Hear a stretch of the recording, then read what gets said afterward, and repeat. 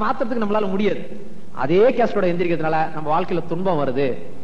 அப்ப நீங்க அந்த மாதிரி வரும்போது ஆண்கள் விவசாய வேலைக்கு போயிடுவாங்க, பெண்கள் கோலம் போடுவாங்க. என்ன ஆச்சுங்க? பிரம்ம முகூர்த்தத்துல நல்லதா நடந்துட்டு இருந்தது. புரியுதுங்களா? அந்த மாதிரி ஒவ்வொரு செயல்லையும் நம்ம ஆன்மீகம் உங்களோட ஒன்றி பரவி நிக்குது. அதே ஆன்மீகம் தான் உங்க சமையல்ல நிக்குது. அதனால பாதுகாப்பான சமையல் முறை அப்படி செய்யணும். திராட்சை பழத்தை 12 மணி நேரம் தண்ணியில ஊற வச்சுதான் சாப்பிடணும். ஏன்? திராட்சை பழத்துக்கு மட்டும் அதிகமா மருந்து அடிப்பாங்க. ஒரு அயல் நாட்டுல திராட்சை பழத்தையே பேன் பண்ணிட்டாங்க, சாப்பிடக்கூடாதுன்னு. ஆனா திராட்சை பழம் மிக அற்புதமான ஒரு மருந்து. ரத்த குழாயை முதல்ல சுத்தம் படுத்தும், தீராத நோய்களையும் தீர்க்கக்கூடிய ஆற்றல் இருக்குது. ஆனால் அதுல இருக்கிற மருந்துகளை போக்கணும்னா 12 மணி நேரம் தண்ணியில உரைக்கணும். சிலர் 6 மணி நேரம் போதுன்றாங்க. நாங்க பிரச்சனை இல்ல, காலையில ராத்திரிக்கு சாப்பிட்டு காலையில போட்டீங்கன்னா சாயந்தரம் எடுத்து சாப்பிட்டு போலாம். எடுத்து என்ன பண்ண, நல்லா இன்னொரு தண்ணியில போட்டு அலசிட்டு, முதல் தண்ணி பாத்திரம் இருந்தது பார்த்தீங்களா, அதுல இருந்து திராட்சை பழத்தெல்லாம் தேவி எடுத்து அந்த தண்ணி ஊத்திட்டு அந்த பாத்திரத்தை கழுவிட்டு இல்ல வேற பாத்திரத்திலயோ மறுபடியும் திராட்சை பழத்தை போடும்போது வெடிச்சு போன கனி எல்லாம் கிடைக்க தூக்கி போட்டலாம். இன்னொரு தண்ணி ஊத்தி அழைச்சிட்டு அப்புறம் காம்புல இருந்து பழங்களை எவ்வளவு சாப்பிட போறீங்களோ அதெல்லாம் பிச்சு போடணும். ஏன்னா பழம் நெருக்கிட்டு இருக்கும் தெரியுங்களா, திராட்சை அந்த இடுக்குல எல்லாம் ஊறி போன மருந்து இருக்கும், டஸ்ட் இருக்கும், பவுடர் போட்டு பழுக்க வைக்கிறாங்க. அதெல்லாம் பிச்சு போட்டு 3வது தண்ணியில கழுவிட்டு சாப்பிட்டு பாருங்க, உங்களுக்கு சளி பிடிக்கும். சொல்லுவீங்களே திராட்சை பழம் சாப்பிட்டா சளி பிடிக்குன்னு. அது பாலா போனது இந்த மாசம் தான் கிடைக்குது. கடவுள் முட்டாள், மூடன், ஒன்றும் தெரியாதவன். அந்த பார்த்தா எல்லாம் அந்தந்த காலத்துல மாத்தி மாத்தி கொடுக்குறாரு. கிடையாது. இந்த இயற்கையில் அப்பப்ப கொடுக்கறது நீங்க சாப்பிட்டே பாருங்க. நாம தான் இவ்வளவு காலம் முட்டாளா இருந்து தெரியும். எப்படி அந்த சளி உள்ள சேர்ந்துக்கிற சளி எல்லாம் அந்த திராட்சை பழம் எடுக்குது. மாதுளம்பழம் சாப்பிட்டா ஐயோ சீத்தலம், அந்த மாதுளம்பழம் கொடுத்தீங்கன்னா என்னது உள்ளகிற சளி எல்லாம் எடுக்குது. கமலாப்பழம் சாப்பிட்டா உள்ளகிற சளி எல்லாம் எடுக்குது. நமக்கு எதையும் வெளியே அனுப்பிச்சே பழக்கம் இல்லை. வெள்ளைக்காரனை மட்டும் அனுப்பிச்சுட்டு 5 வெள்ளைக்காரனை கூட்டு இவங்களையும் உள்ள வச்சுக்கிறோம். நீங்க சளி பிடிச்சா, நான் ஆஸ்மா பேசுக்கு 75 வயசு கேஸுக்கு நான் கொடுத்த சாப்பாடு இதாமா, நைட்டு மாதுளம்பழம், திராட்சை பழம், பன்னீர் திராட்சை, இனிக்கு புளிப்புள்ள பழம் இல்ல, கருப்பா இருக்கும் ஜூஸ் திராட்சை இல்ல, பன்னீர் திராட்சை ஒரு லைட் வயலட்டா இருக்கும், பிளஸ் கமலாப்பழம். இந்த 3 பழங்களையுமே சாப்பிடு வயிறு நிறையா. வேற ஒண்ணு சாப்பிடாத. மத்தியானம் நிறைய காய்கறி சாப்பிடு, காலையில கொஞ்சம் சத்துமா கொஞ்சம் இட்லி சாப்பிடு, வேற ஒண்ணும் சாப்பிடாதானே. நான் கேட்டது 90 நாள் டைம். அவருக்கு 50 நாள்ல பரிபூர்ண குணம் அடைஞ்சிட்டார். 75 வயசு பெரியவர். இன்றைக்கு ஆஸ்மா இல்லாத மருந்து மாத்திரம் இல்லாம விவசாயம் பார்த்துட்டு இருக்கிற இன்னமும். அது அவருக்கு இறைநிலை கொடுத்த கருணை. நான் ஒரு கருவி. ஏன் நான் சொன்னதை அவர் ஃபாலோ பண்ணலன்னா நல்லது நடந்திருக்கு போதா? சோ நான் ஒரு சும்மா கருவி. இத பல சித்தர்கள் ஆராய்ச்சியில உணர்ந்திருந்தாங்க. அவங்க வெளியில நம்ம அதை ஆராய்ச்சி பண்ணதுனால அது கிடைச்சது. அதை அவர் பயன்படுத்தும் போது வெற்றி வகையா சூடி இருக்கு, சந்தோஷமா இருக்கிறாரு. அதே மாதிரிதான் நீங்க எப்பயாவது உடம்பு சரியில்லாலும் பரவாயில்ல, இல்ல நல்லா இருக்கிறீங்களோ பரவாயில்ல, வாரத்துக்கு ஒரு நாள் ஞாயிற்றுக்கிழமையா வாங்க எல்லாரும் போய் பரோட்டா சாப்பிடுவோம், நான் சாப்பிடுவோம், ஹோட்டலுக்கு போகாம ஞாயிற்றுக்கிழமையா இன்னைக்கு ராத்திரி எல்லாரும் பழம் சாப்பிடுவோம் சேர்ந்து. யாருக்கா உடம்பு சரியில்லையா பழம் வாங்கிட்டு போவோம், நமக்கு காசு மிச்சம். இது இன்னைக்குன்னு பார்த்து போய் ஹாஸ்பிட்டல்ல படுத்துச்சு. இந்த மாசம் பிறந்ததுல இருந்து ஒரே கல்யாண முகூர்த்தம், மொய் வச்சு மாலல, இது வேற போய் ஹாஸ்பிட்டல்ல வச்சுக்கல. எவன் அழுதான் இது போய் படுத்துச்சு. ஹார்லிக்ஸ் அந்த கடைக்காரன் கடங்க தான் வாங்கிட்டு போனோம், சொல்லிட்டு வாங்கிடுவாங்க, சம்பளம் வாங்கி கொடுத்துடலாம். ஏகப்பட்ட துண்டு பட்ஜெட். புலமீனே கொண்டு போய் ஹார்லிக்ஸ் கொடுக்குறமே, நல்லா வருமா அது? அதை விட ஒரு 25 ரூபாய்க்கு 1 கிலோ பன்னீர் திராட்சை வாங்கி கொடுத்தா சந்தோஷமா இருப்பாரா? நல்லது பண்ணிட்டு வரோமா? அப்ப பொருளாதார ரீதியாவும் இன்னொருத்தர் செய்யும் போது என்ன கொடுக்கலாம்? சிக்கனம் பண்ண முடியுதுங்களா? சரி ரைட். சாப்பிடும் போது எப்படிங்க சாப்பிடுறது? பரிமாறும் போது எப்படிங்க பரிமாறுறது அப்படின்னு பாத்தீங்கன்னா, பரிமாறும் போது அமைதியா உங்க புள்ள பக்கத்துல உட்காந்து மனசால அவன் எப்படி வரணும்னு நினைக்கிறீங்களோ அந்த எண்ணத்தோட பரிமாறுங்க. உங்க கணவர் எப்படி இருக்கணுமோ அந்த, ஆமா அந்த டிவி சீரியல்ல சொன்னா இது வெளியில தண்ணி கிண்ணி அடிச்சுட்டு வருமோ, அவர் ராத்திரி போட்டு தான் வருவார். அப்புறம் இது வெளியில சிகரெட் குடிக்குது எங்க இருந்து திறந்து வீட்டுக்காரர் நினைச்சு அவர் அப்படிதான் போவார். அது போல நீங்க எப்படி வருவாங்களோ.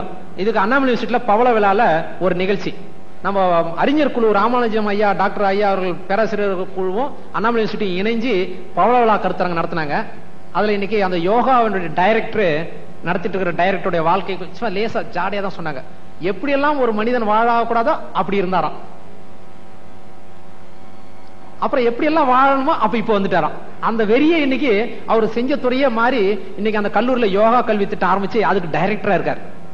அப்ப இதுக்கெல்லாம் காரணம் அந்த துணியாருன்னு சொல்லி அந்த அம்மா எழுப்பி பாராட்டினாங்க. அந்த அம்மா கேட்டாங்க, எப்படிமா இவ்வளவு சகிச்சிட்டு இருந்தீங்க பொறுமையான்னு கேட்டாரு. அவர் குடும்பத்தை பத்தி நல்லா தெரிஞ்சவர். அந்த அம்மா என்னைக்காவது ஒரு நாள் கண்டிப்பா ஒரு மாறித்தானே தீரணும், எல்லாத்துக்கும் ஒரு வீடியோல தடுத்தாதானே வேகம் வரும் அப்படின்னு விட்டுட்டாங்களா. அப்புறம் இந்த ஒரு வரி சொன்னாங்க. நாங்க மீதியா கற்பனை பண்ணிக்கிட்டு அவர் எப்படி இருந்திருப்பாரு, தண்ணி அடிச்சுக்கலாம், ஏதோ பண்ணிருக்கலாம். ஆனால் அந்த அம்மா செய்யலாம், இவர் ஒரு வழிக்கு மாறித்தானே ஆகணுன்ற அந்த நம்பிக்கையோட இருந்த ஒரே விளைவு இன்னைக்கு யோகத்திலே பல ஆராய்ச்சிகள் செஞ்சுட்டு இருக்காரு. அந்த கட்டடத்துக்குள்ள போனா அந்த கல்லூரியில வெறே திருமூலர் மந்திரமா இருக்குது. அப்படின்னா ஒவ்வொரு பெண்களுக்கும் அந்த சக்தி தான். நம்பலாம் யாரு? இறைவனோட குழந்தை தான். நம்பிக்கை இல்லையா உங்களுக்கு? இறைவன் கூட இருக்கார சொல்லியா? மகரிஷி சொன்னதெல்லாம் கூட வச்சு பாருங்க, அனுபவத்தோட வச்சு பாருங்க. காலையில சமைக்கிறீங்களே, ஸ்டவ்ல தான் நான் சமைச்சேன். யாருங்க சமைச்சது இன்னைக்கு? நான் சமைச்சேன்றீங்க. யார் சமைச்சு? நீங்க ஒன்னும் சமைக்கல. கருவி அந்த பஞ்சபூதம். ஸ்டவ் பத்த வச்சுங்க, எரியுது. அந்த ரூம்ல இருக்கிற ஆக்சிஜன் கண்ணாடி கதை போட்டு முட்டை எவ்வளவு நேரம் எரியும் ஸ்டவ்? அப்போ காத்து உதவிச்சு. உள்ள அரிசி வேறதுக்கு யார் உதவுந்த? நீர் உதவிச்சு. அந்த பாத்திரம் யாது? மண் தத்துவம், கெட்டி பொருள். அந்த அரிசி எது? அதுவும் மண்ல இருந்து வந்த ஒண்ணு. கடைசியில எல்லாம் சமைச்சப்போ தண்ணி காணாத போச்சு, அது காத்து தத்துவம், ஆவியா போச்சு. அதுக்கு பின்னால எடுத்து வச்சு சாப்பிட்டீங்களே. திருப்பி திருப்பி அவர் கூட தானே இருந்துட்டு இருக்கிறோம், அந்த இறைநிலை கூட தானே கொஞ்சம் விளையாடிட்டு இருக்கிறோம். அந்த உணர்வோட பரிமாறி பாருங்க. உள்ள இருக்கிற இறைநிலை நல்லாகிறதுக்கோசரம் போட்டுக்கிறேன், அது வெளியில புலி வேஷம் போட்டுனுக்குது, கரடி வேஷம் போட்டுன்னு இருக்குது. போட்டுட்டு அந்த வேஷத்தை ஒரு நாளைக்கு உரிச்சுதானே தீரணும், நம்பிக்கையோட போடுங்க. கண்டிப்பாக குடும்பத்தில் மாற்றம் வந்தே தீரும். யாராவது ஒருத்தர் சேலஞ்சு எடுத்து பண்ணி பாருங்க. இந்த மாதிரி பரிமாறணும். அப்புறம் உணவு உண்ணும் முறை ஃபாஸ்டா முடிச்சிடலாம். அதோட இந்த டாபிக் முடிச்சுக்கலாம். இன்றைக்கு 5 நிமிஷம் தான், 1:30 கரெக்டா முடிச்சிருவோம். மகரிஷி கத்து கொடுத்தது எனக்கு அது ஒண்ணுதான். நிறைய கொடுத்திருக்காரு. இப்ப உங்ககிட்ட பெருமையா சொல்லிக்கிறதுல அது ஒண்ணுன்னு சொல்லியிருக்காரு. ஒன்னே ஒண்ணு நான் கத்துக்க முடியாது, இன்னும் கத்துக்க வேண்டியது நிறைய இருக்கு. நொறுங்க தின்றால் 100 வயது வாழலாம். அதனால சாயந்தரம் மிச்சர், பக்கோடா எல்லாம் சாப்பிடுறாங்க. வயசான பாட்டிங்க கூட சாப்பிடுறாங்க, பல்லு கட்டினவங்களும் சாப்பிடுறாங்க, பல்லு இல்லாதவோ அது என்னமோ ஒண்ணு வச்சிட்டு இருக்காங்க, பாக்கு அடிக்கிறது, அதுல போட்டு டொங்கு டொங்கு நசுக்கி சாப்பிடுறாங்க. என்ன காரணம்? மயக்கம். அது எப்படின்னா, இப்ப மேல நட்சத்திரமே இல்லைங்களா? இருக்குதா இல்லைங்களா? இருக்கு. ஆனா கண்ணுக்கு தெரியுதா? மனவளக்கலை மன்றத்துக்கு வந்துட்டு இருக்குன்ட்டோம். இல்லாதவரை கேட்டா இல்லன்னு. சூரிய வெளிச்சம் பிரகாசமா அந்த கண்ணை கோஸ் செய்யறதுனால அதை கண்களால் பார்க்க முடியல, அறிவால இப்ப உணர்ந்துட்டோம் இருக்குது. ஒத்துக்கிறீங்களா? அதே மாதிரிதான் அறிவால உணர்ந்து பாத்தீங்கன்னா, சாப்பிடும் போது நாம் எப்படி சாப்பிட வேண்டும் அப்படின்னா, drink the food, eat the water அப்படின்னாங்க.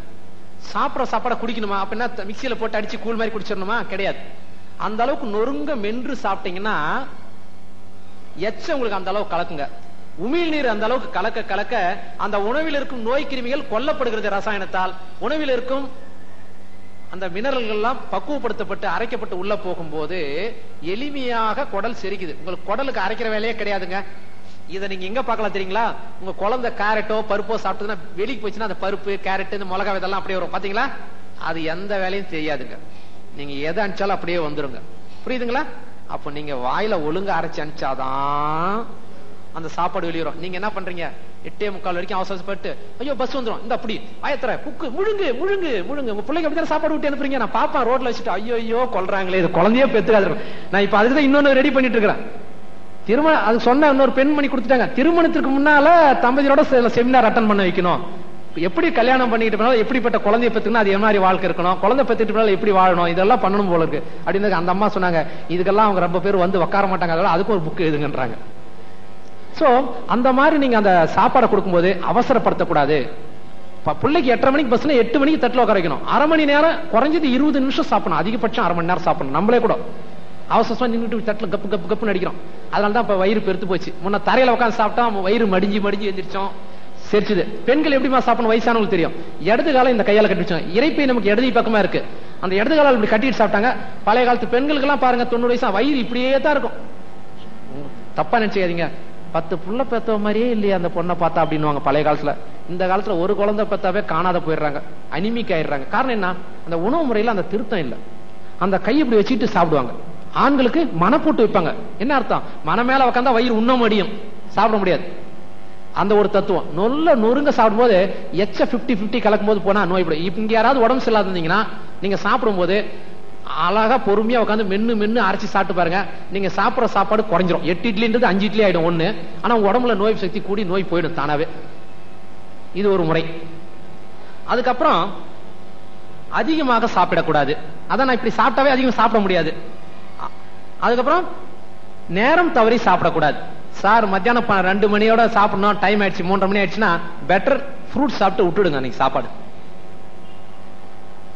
கல்யாணத்துல எல்லாம் பாத்தீங்கன்னா 4:30 கல்யாணமே நடக்கிறது இல்ல. இப்பெல்லாம் 9, 10, 6, 7:30, 7, 9 முகூர்த்த நேரமே விட்டுட்டாங்க. அதான் பிரம்ம முகூர்த்தம். அப்ப நீங்க நின்று வாழ்த்துனீங்கன்னா அப்படியே நடக்கும், நல்லபடியா நடந்திருக்கும். 10 பேர் வாழ்த்தினாலும். இப்ப என்ன பண்றோம்? எல்லாம் ஆபீஸ் போற அவசரத்துல வாழ்த்தாதியா ஓடிட்டாங்களா, அவங்களும் ஓடிக்கிட்டே இருக்கிறாங்க. அப்ப நீங்க அந்த மாதிரி ஓடிக்கிட்டே சாப்பிடறதை நிறுத்திட்டு முன்கூட்டியே சாப்பிடணும் போது அளவா சாப்பிட முடியும். நேரம் தவறி சாப்பிடக்கூடாது. சாப்பிட்டு விட உறங்கக்கூடாது. அதான் ஆயால பாத்தீங்களா 8 மணிக்கு சாப்பாடு போட்டு முடிக்கிறாங்க. அன்னை ஆசிரமம் பாண்டிச்சேரியில 7 மணிக்கு சாப்பாடு போடுறாங்க. நான் பல ஆசிரமங்களுக்கு போய் பார்த்துட்டேன். எல்லா இடத்துலயுமே 8 மணிக்குள்ள சாப்பாடு முடிச்சிடுறாங்க. அந்த மாதிரி நீங்க உங்க டைமை நிர்ணயிச்சுங்க. அதுக்கோசரம் நீங்க 10 மணிக்கு வந்து கடையை மூடிட்டு வந்து ஆபீஸ் வந்து சாப்பிட்டு 12 மணி வரைக்கும் உட்காந்துட்டு இருக்காங்க டிவி பார்த்துட்டு. நான் சொல்லிட்டேன். உடனே சாப்பாடு எளிமையா மாத்திக்கோங்க. ஏதாவது ஒரு பழங்கள் அல்லது கஞ்சிகள் அந்த மாதிரி எளிமையா செரிக்கக்கூடியதை சாப்பிட்டு படுக்கலாம். அடுத்தது வந்து சாப்பிட்டவுடன் குளிக்க கூடாது. ஏன்னா குளிச்சீங்கன்னா நீங்க சுறுசுறுப்பாவீங்களா டயர்ட் ஆவீங்களா? சுறுசுறுப்பாவீங்க. ஏன்னா உடம்பு பூரா ரத்தம் வருது. உடம்பு பூரா ரத்த ஓட்டம் வந்தோடனே உடம்புல செல்கள் புதுப்பிக்கப்படுது. அதனால கழிவுகள் வெளியேற்றப்படுது. உடல் தூய்மை அடையுது, தெம்பு வருது.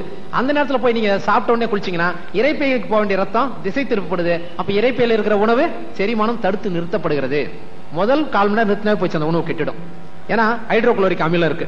நீங்க ஒண்ணும் இல்லம்மா, சாதம் கையில எடுத்து பாருங்க, பருப்பு சாம்பார் நெய் போட்டது நல்லா வாசனை இருக்குது. நல்லா மின்னுட்டு கீழே தூக்கி மோந்து பாருங்க, என்ன வாசனை வருது? மலம் வாசனை வரும். ஏன்? அவ்வளவு ரசாயனம் மட்டும் நடந்துகிட்டே இருக்கு. இயற்கை அது.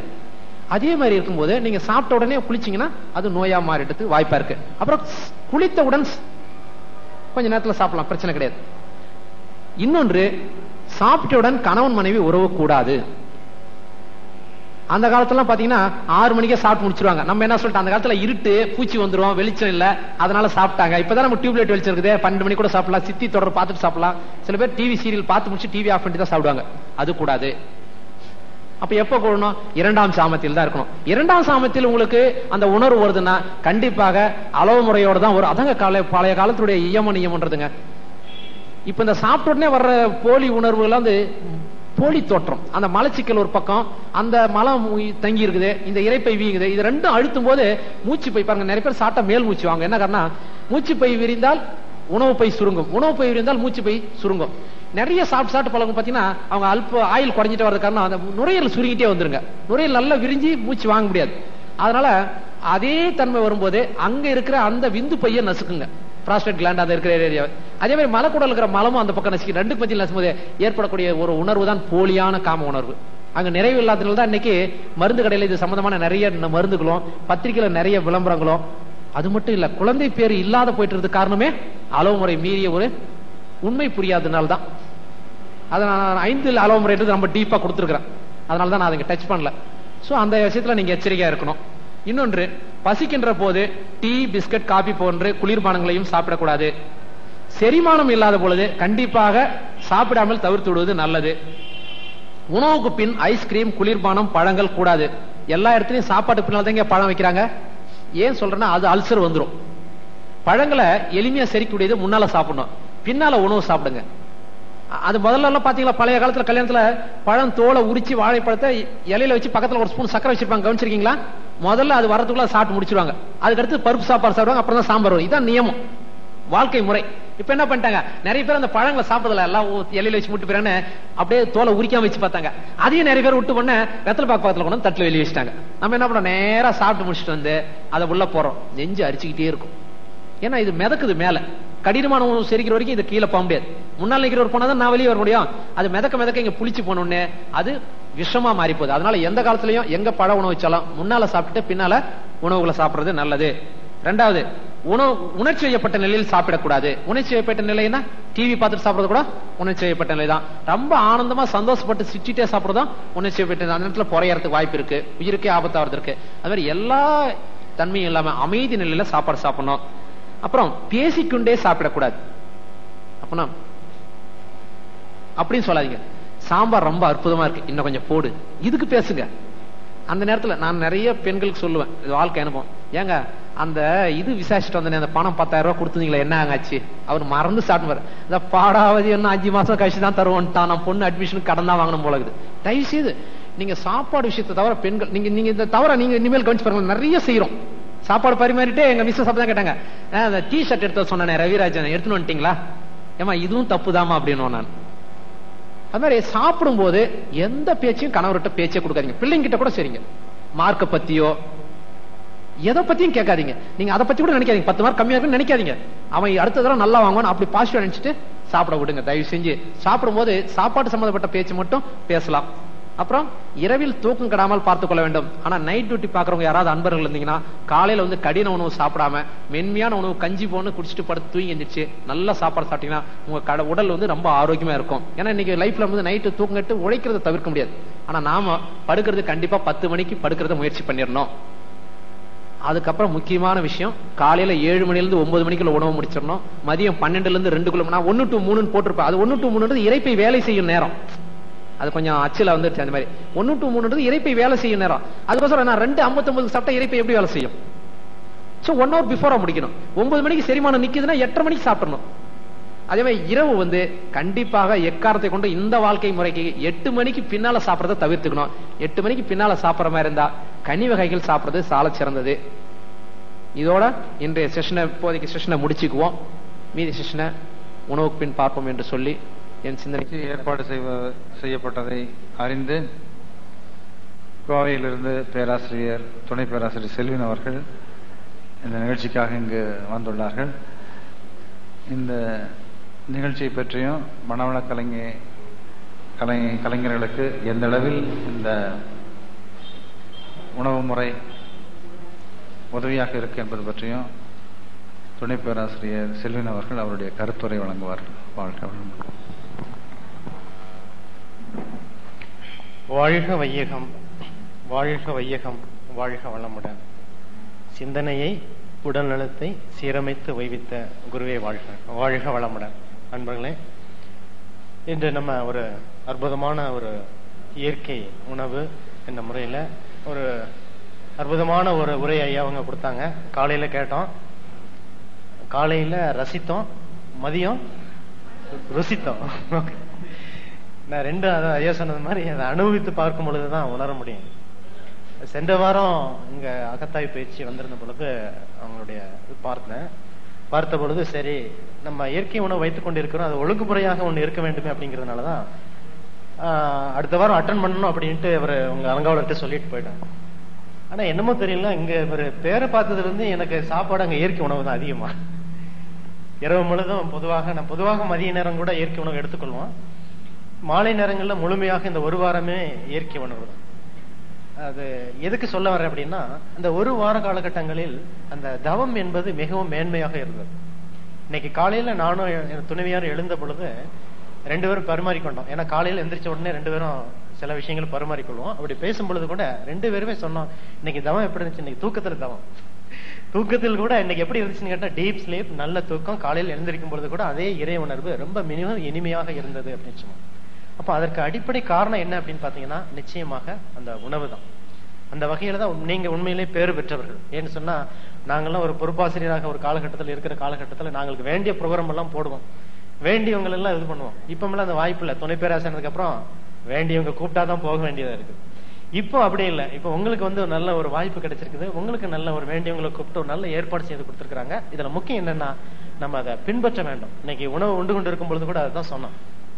இது எப்படி இந்த இயற்கை உணவு உண்ணுவது அப்படிங்கிற ஒரு சந்தேகம் எல்லாருக்குமே வரும் இல்லைங்களா? பட் இன்னைக்கு அவங்க கொடுத்துட்டாங்க. இதுல ஏதாவது கஷ்டம் இருக்குங்களா? செய்யறதுக்கு கஷ்டம் இருக்குமா அல்லது சாப்பிடுறதுல கஷ்டம் இருக்குங்களா? ரெண்டுமே கஷ்டம் இல்லை இல்லைங்களா? எளிமையாக செய்து விடலாம். ரொம்ப மிகவும் இனிமையான உணவு இல்லைங்களா? யாருக்கும் எந்த துன்பமும் கிடையாது. ஐயா கூட அந்த நேரத்தில் ஒரு பாயிண்ட் அவுட் பண்ணாங்க. என்னன்னா, நாங்க ஆபீஸ்ல போய் உணவு உண்ணும் பொழுது மதிய நேரங்கள்ல உணவு உண்டுட்டோம்னு சொன்னா ஆபீஸ்ல வேலை இருந்துச்சுன்னு சொன்னா பிரச்சனை இல்லைங்க. வேலை இல்லைன்னு சொன்னா தூக்கம் வரும், ஆட்டோமேட்டிக்கா தூக்கம் வரும். ஏன்னா என்னுடைய டியூட்டி எப்படின்னு பாத்தீங்கன்னா 2 o'clock கம்ப்ளீட் பண்ணிடுவோம். அடுத்து எனக்கு டியூட்டி வந்து 4:30 தான் ஸ்டார்ட் ஆகும். இந்த 2 to 4:30 என்னதான் இருந்தாலும் சரி சாதாரண உணவு உண்டோம்னு சொன்னா நல்ல ஒரு தூக்கம் வருங்க. என்ன நான் தூங்கினா நிறைய பேர் தவன் நினைச்சுக்கிடுவாங்க.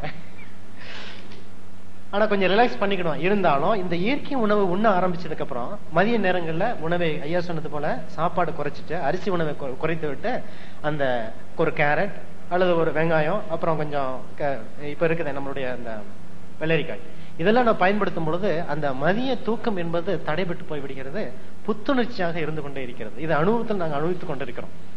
அந்த வகையில் அங்க ஐயா அவங்க இன்னைக்கு காலையில உங்களுக்கு ரொம்ப முழுமையான ஒரு சிறப்பான ஒரு பயிற்சி ஒரு செய்திகளை கொடுத்திருக்கிறாங்க. ஊனுக்குள் நீ நின்று உலாவினதை அறியாமல் நான் நின்றிருந்து நலனடைந்தேன் பராபரமே. ஏன்னு சொன்னா இது உள்ள இருக்கிறது இறைவன் தெரியாம நம்ம நினைச்சிட்டு நமக்கு இஷ்டப்பட்டதெல்லாம் உள்ள போட்டுக்கிட்டு நம்ம அதை கெடுத்துக்கிட்டோம். அதுலதான் ஐயா வந்து ரொம்ப சொன்னாங்க, இப்ப இன்று அதை நம்ம தவம் எடுத்துக்கிட்டோம். நிறைய அன்பர்கள் நேற்று எங்க பொறுப்பாசிரியர் நானும் பேசிக்கிட்டு இருந்தோம். சனி ஞாயிறு மன்றங்களுக்கு அன்பர்கள் கம்மியா வர்றாங்க அப்படின்னு. நான் நேற்று மாலை நடந்த உண்மை நிகழ்ச்சி. சனி ஞாயிறு அன்பர்கள் மாலை, சனி ஞாயிற்றுக்கிழமைகள் எல்லாம் அன்பர்கள் கம்மியா வர்றாங்க அப்படின்னு. ஏன்னா இனிமே எனக்கு தெரிஞ்சவங்கள தமிழ்நாட்டிலே சன்மார்க்க சங்கம்னு ஒரு இடம் இருக்கு கோயம்புத்தூர், அங்கதான் அதிகம் வருவாங்க. மற்ற இடங்கள் எல்லாம் குறைவு அப்படின்னு சொன்னேன். அப்ப நான் என்ன சொன்னேன்னு சொன்னா, ஞாயிற்றுக்கிழமை சனிக்கிழமை உண்ணுகின்ற உணவுகள் தான் ஞாயிற்றுக்கிழமை சனிக்கிழமைகள்ல தவத்திற்கு அதிக அன்பர்கள் வருவது கிடையாது. என்ன உணவு உண்ணுகிறோம் அப்படிங்கிறது உங்களுக்கு தெரியும். ஏன்னா அந்த உணர்வே அந்த உணவே ஒரு குற்ற உணர்வை ஏற்படுத்தி விடுகிறது. இந்த உணவு உண்டால் நாம் தவத்திற்கு செல்லக்கூடாது அப்படின்னு சொல்லி, இல்லைங்களா? தெரியும், கோயிலுக்கு போக மாட்டேன். ஏன்? ஒரு தப்பு பண்ணிட்டோம், கோயிலுக்கு போக கூடாது.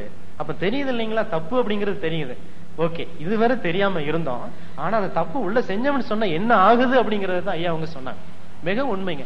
இன்னொன்னு பாத்தீங்க சொன்னா, பல அன்பர்கள் தவத்துக்கு இடையில நின்று போயிடுறாங்க. அதற்கும் காரணம் நம்மளுடைய உணவு முறை தான். ஏன்னு சொன்னா, ஐயா சொன்னா உணவுகள், ஒவ்வொரு உணவுகளும் குழந்தை பிறக்கும் போது, தண்டமணி ஐயா அங்க சுட்டி காட்டியிருப்பாரு நினைக்கிறேன், பேராசிரியர் தண்டமணி அவர்கள் ஆயத்த பயிற்சி நடக்கும்போது சொல்லியிருப்பாரு, ஒரு குழந்தை பிறக்கும் போது 3.4 ஒரு சர்டன் கேஜிஸ் வெயிட் இருக்குதுங்க. இதே நம்ம இன்னைக்கு 60 கிலோ 70 கிலோ வளர்ந்துருக்கோம்னு சொன்னா எதால வளர்ந்தோம்? இயக்கக்கூடிய ஆற்றல் உணவு. அப்போ இந்த உணவு தான் இன்னைக்கு உடலாக இருக்கிறோம். அதுதான் ஐயா அவங்க சொன்னாங்க. இப்ப நம்ம உடல்ங்கிறது இது உண்மையிலேயே காய்கறியில தாவரங்கள்ல வந்ததா அல்லது மிருகங்களுடைய சதையால வந்ததா? அவங்களுக்கு தான் தெரியும். அப்ப அதற்கேற்ற குணாதிசயங்கள் தான் வருங்க. அப்ப ஒருவர் நல்ல இயற்கையான உணவு உண்டிருந்தார்னு சொன்னா நிச்சயமாக தவம் அவருக்கு தானாக வரும். அப்படி இல்ல, சதைப்பிண்டங்களாக உண்டு, நம்ம ஒரு சதைப்பிண்டமாக இருந்தோம்னு சொன்னா அந்த மிருக குணங்கள் தான் நமக்கு வருங்க. அப்பேற்பட்டவர்களுக்கு தான் தவத்தில் நீடித்து நிற்க முடிகிறது. அப்ப நம்ம தவ அன்பர்கள் கொஞ்சம் ஆரம்ப கட்டத்துல கடினமாக தோன்றலாம். ஆனா கொடுக்கக்கூடிய அந்த இயற்கை உணவு முறைகள் அவங்களுக்கு நிறைய நல்ல முறையில் கொடுத்திருக்கிறாங்க, நிறைய நோட் பண்ணி வச்சிருக்காங்க. அது இல்லாம ஒரு புத்தகம் வேற கொடுத்திருக்காங்க. அந்த இயற்கை உணவுகளை முடிஞ்ச அளவுக்கு நம்ம பின்பற்றி விட வேண்டும். அதுதான் நம்மளுடைய வாழ்க்கைக்கு உறுதுணையாக அமையும். எனக்கு அங்க உட்காந்து பார்த்துட்டு இருக்கும் போதே பார்த்தேன், ஐயா எந்த அளவுக்கு பிரிஸ்கா இருக்கிறாங்க, அவர் பிராணசக்தி அப்படின்னாரு. எந்த அளவுக்கு அவர்கிட்ட அந்த ஆற்றல் ஓடிரு இருக்கு அப்படிங்கறத அங்க உட்காந்து வாட்ச் பண்ணிட்டேன். கொஞ்சம் பொறாமையா இருந்துச்சு, நமக்கு அந்த அளவுக்கு இருக்குமா கம்மியா தான் இருக்கும் அப்படின்ட்டு வந்துடும் ஐயா. இந்த உணவை உண்டா கண்டிப்பா வரும் அப்படிங்கிறாங்க. நிச்சயமாக முடியும். நான் நேற்று மாலை என்னமா தான் சொன்னேன், எல்லாம் ஒரு மேட்சிங். ஐயா சொன்னது போல எல்லாம் மேட்ச் ஆகுது. நேற்று மாலை ஒரு வெள்ளரிக்காய், ஒரு சாத்துக்குடி, அரை கொய்யாப்பழம். ஏன்னா ஒரு கொய்யாப்பழத்தை சாப்பிட ஆரம்பிச்சு என் பொண்ணு பகுதி எடுத்துக்கிட்டா. அவ்வளவுதான். காலையில எந்திரிச்சு பேசாம வந்துட்டேங்க, சாப்பிடல. நீங்க உடல்பட்டியல் போய் ஏதாவது டீ சாப்பிட்டுக்கோங்க, இட்லி சாப்பிட்டுக்கோங்க அப்படின்னு சொன்னாங்க. சரி அப்படின்ட்டு நான் வந்துட்டேன். நான் இங்க வந்துட்டு சாப்பிடவே இல்லை. இப்ப மதியம் இயற்கை உணவு தாங்க. எவ்வளவு அற்புதமாக கிடைச்சிருக்குன்னு பாருங்க. இயற்கையாக கிடையாது. பட் என்னன்னா, என்னால டயர்டா இருக்குன்னு டயர்டா இல்லைங்க, ரொம்ப பிரிஸ்கா தான் இருக்குது. இனியும் இன்னைக்கு நைட்டு உணவு கிடையாது. மேக்சிமம் பண்ண ஒரு பழத்தோடு நிறுத்திக் கொள்ளலாம். அப்ப என்னன்னா, அப்ப அந்த உணவுகளை உண்ணுவதை விட இந்த உணவுகளை எடுக்கும் பொழுது எந்த அளவுக்கு அது பிராணசக்தியாக மாறுகிறது. அதனாலதான் அந்த ஆற்றலோடு அவர் இருக்கிறார். அப்புறம் உடல்வாக தெரியுதுங்க. அந்த நர்ஸ் எல்லாம் இந்த காய்கள் ஒரு 15-20 வருஷம் தொடர்ந்து பண்ணாங்கன்னா எந்த அளவுக்கு நரம்புகள் ஊக்கமாக இருக்குமோ அந்த அளவுக்கு இருக்கிறார். ஷார்ட் பீரியட் தான் வந்திருக்கிறாரு. அப்ப என்னன்னா, முன்னுதாரணமாக அப்ப என்னன்னா அதை தான் ஏற்றுக்கொள்ள வேண்டாம். அதான் சொன்னாரு, சாமிஜி காய்கல்பம் கொடுக்கிறாருன்னு சொன்னா காய்கல்பம் நடத்துபவர் எப்படி இருக்கணுங்க? வெற்றி கண்டவராக இருக்க வேண்டும், முன்னுதாரணமாக இருக்கணும்.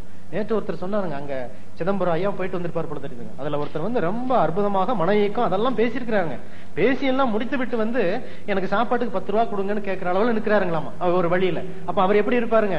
அவரை யாரும் பின்பற்றுவார்கள்? யாரும் பின்பற்ற மாட்டாங்க. பட் நம்ம மனவளக்கலையில் பொறுத்தளவுல இங்கு செயல்பாட்டுல வரக்கூடியது தான் நம்ம பேசுவோம், அதைத்தான் நடைமுறைக்கு கொண்டு வருவோம். அதை பின்பற்ற வேண்டியது அன்பர்களுடைய கடமை. அது மிகவும் முக்கியம். ஏதோ பேசுகிறாங்க, ஏதோ கேட்கிறோம், ஏதோ பண்றோம் அப்படிங்கிற ஒரு நிலையில நம்ம எந்த காரணத்தை கொண்டும் இருக்கக்கூடாது. இன்னொன்னு என்ன பாத்தீங்கன்னா, இப்ப பல வகையான பயிற்சி முறைகள்லாம் பல இடங்களில் கொடுக்கறாங்க. இப்ப இந்த பயிற்சி முறைக்கு எனக்கு தெரிஞ்ச அளவுல இதை ஒரு சாதாரணமா வேற ஒரு இடத்துல கொண்டு கொடுத்தாங்கன்னு சொன்னா மினிமம் ஒரு ஆளுக்கு எப்படி ஒரு 500 ரூபாய் வாங்கிடுவாங்கன்னு நினைக்கிறேன். கண்டிப்பா ஒரு 500 ரூபாய் சார்ஜ் பண்ணிடுவாங்க. 1 டே ப்ரோக்ராம். வேண்டாம் உங்களுக்கு என்ன அனௌன்ஸ் பண்ணிடுவாங்க, மதியம் உங்களுக்கு இங்கே நாங்க கொடுக்குறோம்னு சொல்லிடுவாங்க. என்ன கொடுப்பாங்க? காலையில ஒரு 10 மணிக்கு ஜூஸ் கொடுத்துருவாங்க, ஃப்ரூட் ஜூஸ். 3 மணிக்கு ஒரு ஃப்ரூட் ஜூஸ் கொடுத்தாங்க. சாயந்தரம் மறுபடியும் ஒரு பழம் கொடுத்து அனுப்பிச்சுவாங்க. 500 ரூபாய் மினிமம் 500 ரூபாய் சார்ஜ். கோயம்புத்தூரா இருந்தா நாங்க 1000 ரூபாய் வாங்கிடுவோம். நான் இடத்துல அப்படியே தான் சொல்றேன், நான் அந்த அளவுக்கு சார்ஜ் பண்ணிடுவாங்க. கண்டிப்பா அப்படித்தான் நடத்துறாங்க. பட் இங்க ஒரு நல்ல ஒரு உயர்ந்த நோக்கோடு நம்முடைய மணமக்கள் அன்பர்களும் மற்ற அன்பர்களும் தெரிந்து கொள்ள வேண்டும் அப்படிங்கிறதுக்காகத்தான் ஒரு எண்ணிய முறையில் கொடுத்து. நீங்க எவ்வளவு கொடுத்துருக்கீங்க?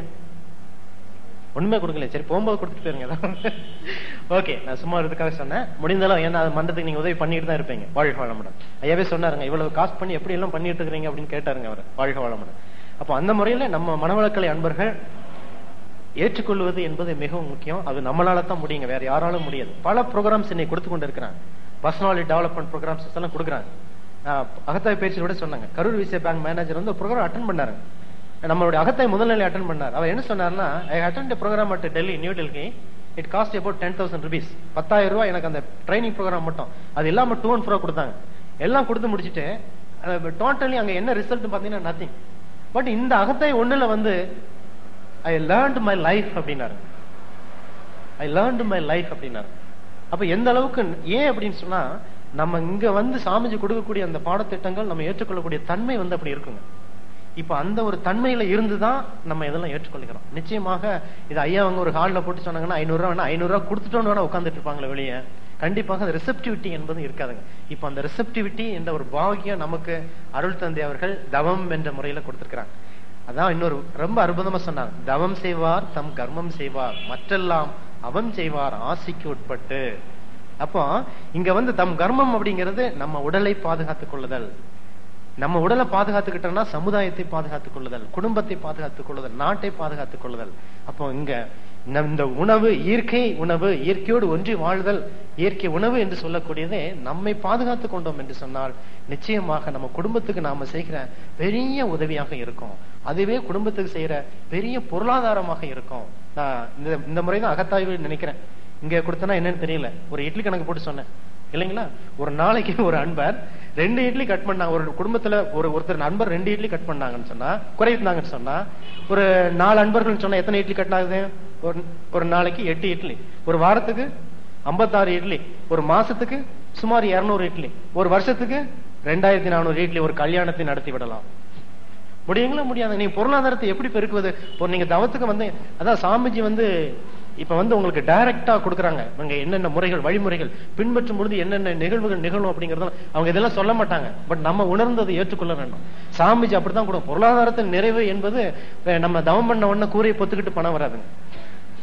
பட் நீங்க நடைமுறைப்படுத்தும் பொழுது நிச்சயமாக எல்லா துறைகளிலும் வெற்றி கண்டு விடலாம். ஆனா அவர் பிராணசக்தி உங்களுடைய தவத்திற்கு மேன்மையாக மட்டும்தான் சொல்லியிருக்கிறார். நீங்க அதுல மேன்மையாக என்று சொன்னாலும் எல்லா வகையிலும் நீங்க உயர்ந்து விட முடியும் சொன்னாருங்க. யாருக்கு வந்து தன்னுடைய குழந்தைய 10 மாசம் டிவி பார்க்காம பரதநாட்டியம் இன்ஜினியரிங் காலேஜ் படிக்கட்டும் அப்படிங்கிற எண்ணம் யாருக்கு வரும்? மேன்மையானவர்களுக்கு தான் வரும். நல்ல உணவு உண்டவர்களுக்கு தான் வரும். நல்ல அதான் சொல்லுவேன், நீங்க காலையில ஈவினிங் வீட்டுக்கு ஒருத்தர் வர்றாரு, வந்த உடனே ஒரு டம்ளர் தண்ணி குடிக்கிறீங்க, அவருடைய முகபாவம் எப்படி இருக்கும்? தாகம் தீர்ந்தது போல இருக்கும். ஒரு டம்ளர் ஜூஸ் குடுக்கறீங்க, குடிக்கிறாரு, கொஞ்சம் ஆற்றல் கிடைச்சது போல இருக்குது. நல்ல சாத்துக்குடி ஜூஸ் குடிக்கிறீங்க, இன்னும் கொஞ்சம் ஃப்ரெஷ்ஷா இருக்கிறாரு. ஒரு டம்ளர் சிக்கன் ஜூஸ் குடுக்கறீங்க, சூப் சிக்கன் ஜூஸ் சூப் குடுக்கறீங்க, அவர் முகம் எப்படி இருக்கும்? நம்மளே கொஞ்சம் முறைச்சுதான் பார்ப்பேன். இதான் தன்மை, உணவினுடைய தன்மை. எந்த அளவுக்கு அந்த ஒரு இதுல கண்டுட்டோம் சொன்னா, அப்ப வாழ்நாள் மூலம் உணவு அந்த வகையிலே உணவு உண்டு.